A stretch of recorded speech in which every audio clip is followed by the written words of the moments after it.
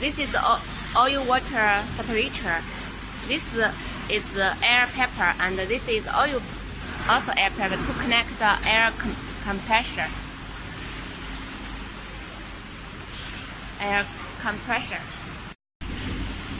This has the in to this place to connect the air compressor.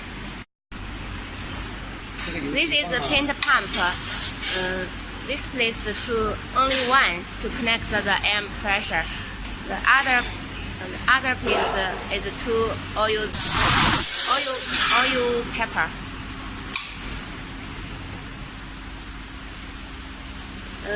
The two place is the oil return out. The two is connect the outlet oil pepper.